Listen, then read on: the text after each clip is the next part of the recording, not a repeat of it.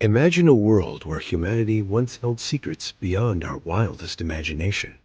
A world where ancient cities hummed with wisdom, where the skies were charted with mathematical precision, and where stone temples whispered the codes of the universe. But something happened. Libraries turned to ash, temples reduced to rubble, scrolls, scripts, and entire traditions silenced. Who destroyed this ancient knowledge, and why? Tonight, we journey into the shadows of history. From the flames of the Library of Alexandria to the ashes of Nalanda, from forgotten pyramids to vanished codices, we uncover how humanity might have deliberately erased its own memory. And perhaps, what fragments remain, waiting to be rediscovered. Before we talk of destruction, we must first witness the brilliance of what was lost. Picture Mesopotamia, the cradle of civilization. Around 5,000 years ago, Sumerians carved strange wedge-shaped marks into clay tablets. These weren't just trade records. They contained astronomical charts, legal codes, even instructions for brewing beer. They mapped constellations long before modern telescopes existed. Now shift to ancient Egypt. The priests of Heliopolis spoke of Zep Tepe, the first time, a mythical golden age when gods walked among men. But behind the myth, Egypt's builders left evidence of advanced mathematics and surgical practices. In the Edwin Smith Papyrus, written nearly 4,000 years ago, we find detailed instructions for brain surgery. Could they have known more than we realize? Far east, in the Indus Valley, vast cities like Mohenjo-daro were designed with astonishing precision. Underground drainage systems, standardized weights, grid-patterned streets, a level of urban planning not seen again for thousands of years. Yet we still cannot read their script. Their knowledge remains locked. In ancient China, oracle bones were etched with symbols, early forms of writing. The Chinese studied medicine, mapped the stars, and designed compasses. In Mesoamerica, the Mayans tracked the motion of Venus with uncanny precision, predicting eclipses more accurately than medieval Europe. Everywhere we look, from Greece's philosophers to India's Vedic chants, we see echoes of an ancient intelligence. Humanity wasn't stumbling in the dark. We were reaching for the stars. But what happened next would silence many of these voices forever. Knowledge can illuminate, but it can also threaten. And when power feels threatened, fire often follows. Take the Library of Alexandria. Founded by Ptolemy II, it was said to hold hundreds of thousands of scrolls from every corner of the ancient world. Imagine manuscripts of lost civilizations, maps of unexplored lands, medical knowledge far ahead of its time. Today, only fragments survive. Was it burned in Caesar's war?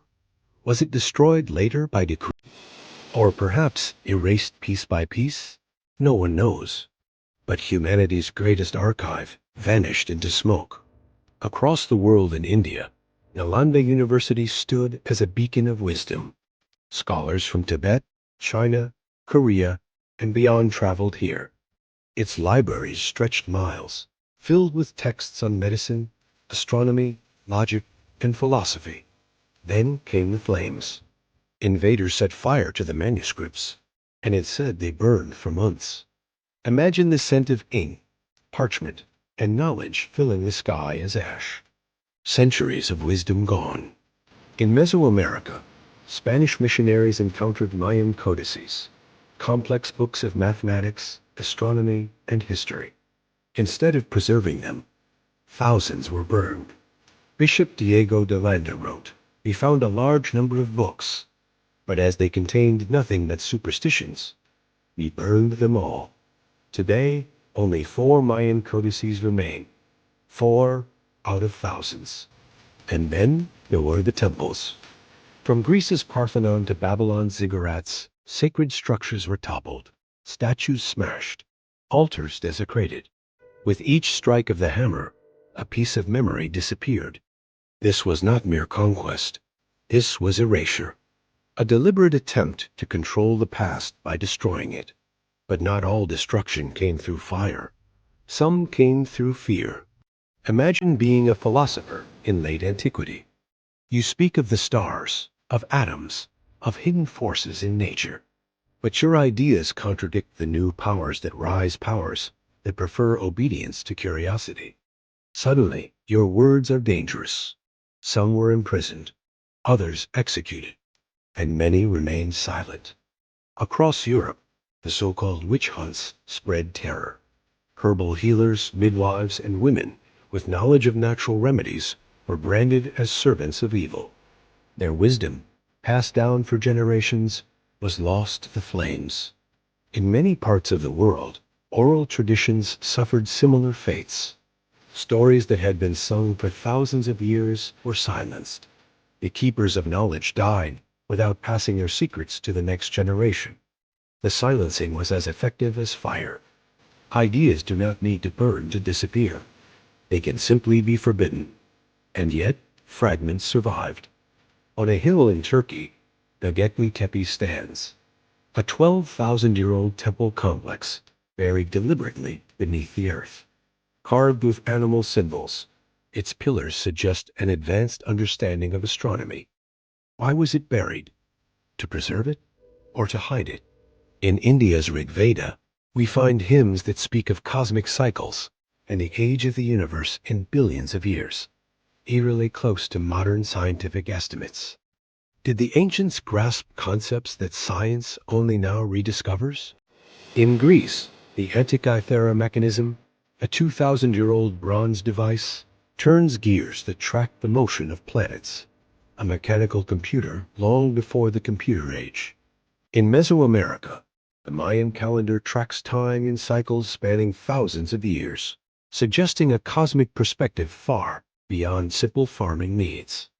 Everywhere, small threads remain, enough to hint that what was lost was vast. Why would humanity destroy its own memory?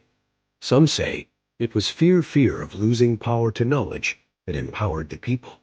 Others suggest control by erasing the past. Rulers could rewrite it. And perhaps there were truths too dangerous, too transformative for those in power to allow. Yet, even after centuries of fire, fear, and silence, fragments of ancient wisdom endure, enough to remind us that we once reached higher, looked deeper, dreamed bigger. The real question is not just what was lost, but what might still remain, buried beneath the sands, locked in forgotten caves, waiting to be found. And if we ever recover it, will humanity be ready to handle such knowledge again? History is not just what we remember. It is also what we choose to forget. And somewhere in the ashes of lost civilizations, our forgotten destiny still sleeps. Thank you for watching The Mystical Lab, and don't forget to subscribe.